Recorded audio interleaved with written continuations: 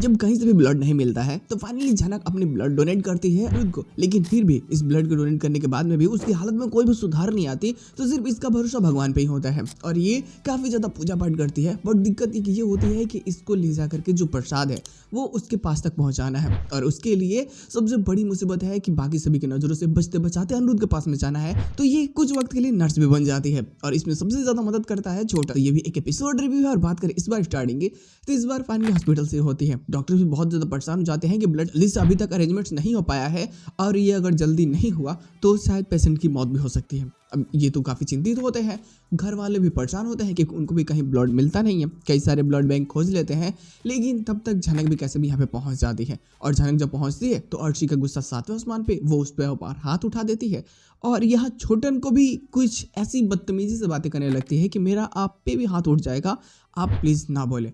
और कहीं ना कहीं छोटन झनक को बचाना चाहता है, लेकिन जब डॉक्टर्स ये गुस्सा करने लगते हैं कि अब बस बहुत हुआ है, ड्रामा बंद कीजिए, अगर ब्लड नहीं मिल रहा तो हम क्या करें, लोग बताइए, छोड़ दे पेशेंट को।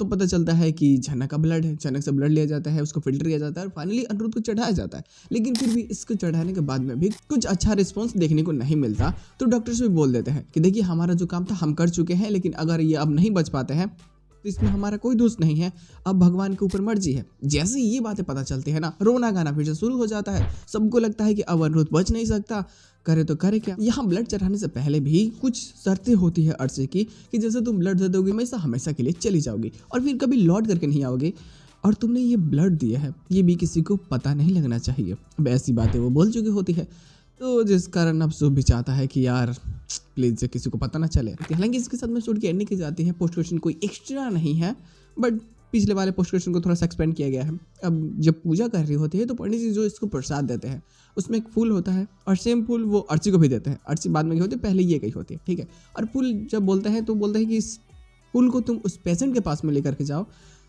जो एडमिट है, वो जल्दी ठीक हो जाएगा प्रभु की कृपा से।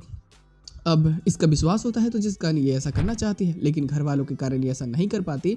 बट फिर भी जब छोटा ने इसका मदद करता है तो नर्स के कपड़े पहन करके ये अनिरुद्ध के पास में पहुंच जाती है और सच में ये काम करता है। एक मिरेकल होता है और फाइनली अनिरुद्ध की फिर से हार्ट बीट्स बाकी सारी चीज़ें फिर से नॉर्मल हो जाती है और इस बार अब ऐसा लगता है कि मानो उसकी रिकवरी बहुत जल्दी हो जाएगी। डॉक्टर्स भी खुश हो जाते हैं, घर वालों में भी खुशी का लहर दौड़ जाता है। फिर छानबीन होती है कि आखिर झनक कहाँ है, तो पता चलता है कि वो तो अनिरुद्ध के पास में है।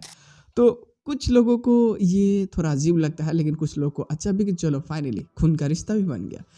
तो ये चीज़ें मज़ेदार है। बट मेन दिक्कत है इसके आने वाले पोस्ट क्रेडिट सीन या फिर एक्स्ट्रा प्लॉट को लेकर के, क्योंकि अब झनक घर पे तो नहीं जा सकती, इसको बाहर ही रहना है। तो हो सकता है कि मंदिर में रहेगी या फिर बाहर रोड पे।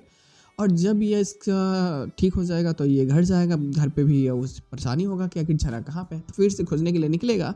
और जब इसको ख़राब हालत में बाहर मिलेगी कि उसकी हालत और ज़्यादा ख़राब हो चुकी है, तब इसे वापस ले जाने से कोई नहीं रोक सकता। हो सकता है कि जैसे ठीक हो जाने के बाद जल्दी जल्दी शादी करने का पूरा प्लान बना ले कि जल्दी शादी करवा देते हैं, नहीं तो बाद में कुछ लफड़ा हो सकता है।